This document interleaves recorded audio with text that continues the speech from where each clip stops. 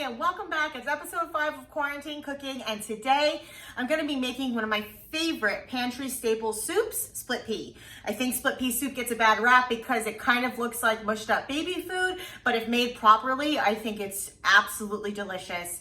And it's something that all of these ingredients here are stuff that you either A, should have in your pantry, or B, already have in your pantry. Split peas, if you don't have them, next time you safely go to the supermarket, I recommend getting like 1 or 2 bags because they can literally survive a zombie apocalypse and they won't go bad. So you might as well just keep them in the back of your pantry.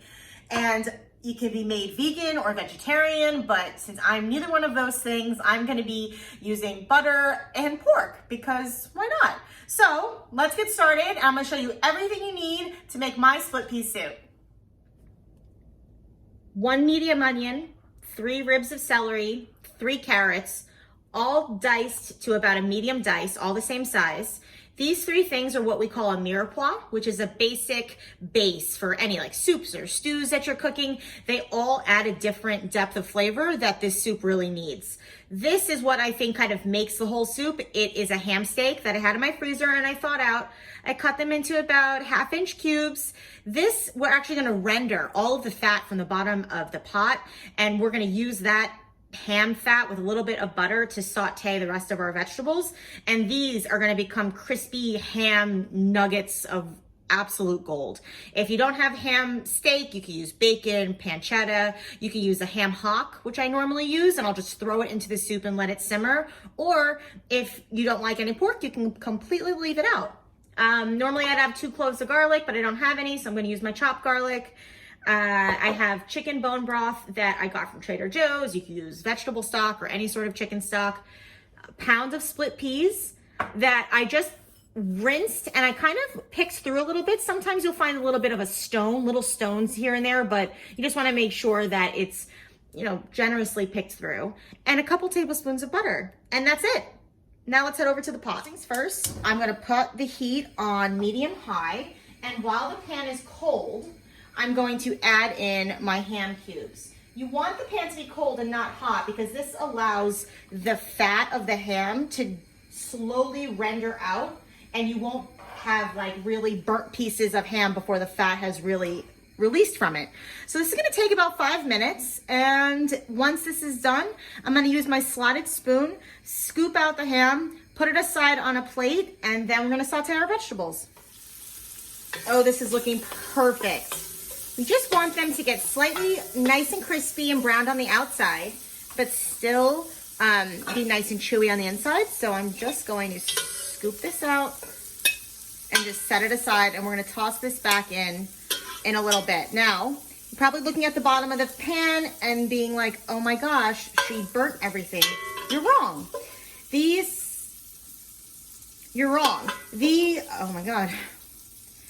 You're actually wrong. The browning on the bottom of the pan is exactly what we want. That's not burnt. That is all flavor. And when we add our chicken stock at the end and we throw our peas in, all of that we're gonna scrape up with our wooden spoon, and it's just gonna add another depth of flavor to the soup. Perfect. So now that our ham is all browned, I'm gonna add about 2 to 3 tablespoons of butter. We're gonna keep the heat at medium, and we're gonna add in all of our vegetables. The celery, the carrots, and the onion. And the key here is we really don't need these to get golden brown. We just wanna saute them and make sure that they get nice and translucent. So we just want them to release all of their yummy, delicious flavor, but we're not really looking for these to become golden brown. These vegetables will probably take about 5 minutes. I'm gonna add a little bit of salt. We wanna season every layer, but not too much. The key is when you're making soup, once we add the broth in, we're not gonna season it with salt until the very end because we don't want it to become too concentrated and too salty. Couple grinds of fresh black pepper. Give us a nice stir, and we could start a little bit scraping up those browned bottom bits at the bottom of the pan and get the vegetables all coated in the ham fat and the butter. Oh my gosh, it smells so good in here already. So I'm gonna let these saute for about 5 minutes, And then we're gonna add our garlic and our split peas.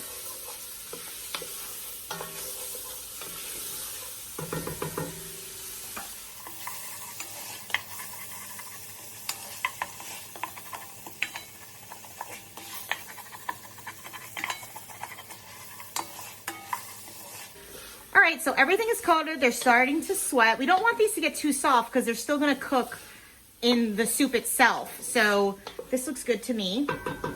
I'm gonna add, if I had fresh garlic, it'd be 2 cloves. I'm just gonna add a nice, maybe about a half of a tablespoon of garlic. Not too much, I don't want it to be too overpowering. Give this a nice stir.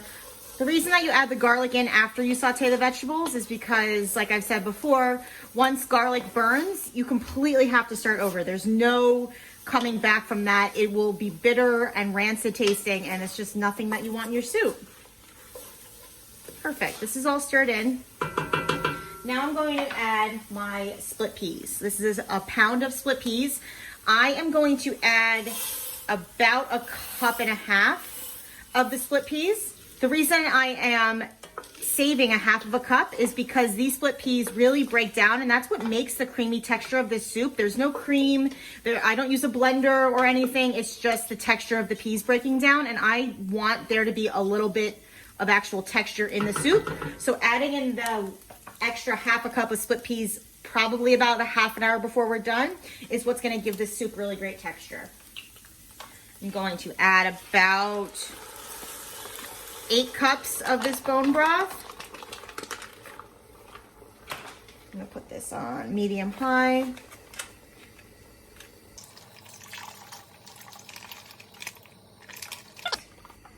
Now, this is a perfect time to really scrape up the bottom of that pot, get all of that yummy flavor into the soup.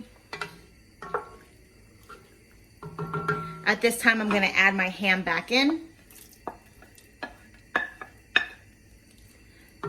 That's it. I'm gonna let this simmer with the lid on for about 40 minutes. And at that point, you're gonna see the texture is gonna completely change. The split peas are gonna completely break down. And at that point, that's when I'm gonna add the extra 1/2 cup of my split peas. So we'll be right back. Okay, we're back. As you can see, the soup has significantly thickened up and the split peas are starting to burst, which is exactly what we want. It's at this point right now that we are going to add the last handful of the raw split peas. This is, again, just going to add a little bit more texture to the soup. That's it. I'm gonna give this another stir. Oh my gosh, I wish you guys had smell-o-vision. It smells so amazing in here. I'm gonna put the lid back on and let it simmer for another 1/2 hour. And just note that I haven't added any salt to this. Once the soup is completely cooked, we're gonna add some salt and some more pepper and make sure it tastes delicious, and then we'll serve it up. So in total, it's been about an hour, and all of those split peas have really broken down, but yet you still see some of the full ones in there for the texture.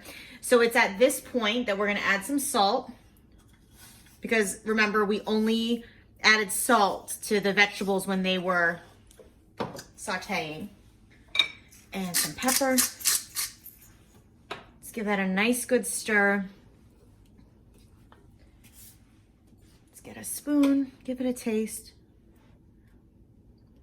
Oh, it's perfect. This is so good. I'm gonna show you how to plate it up and then we're finished.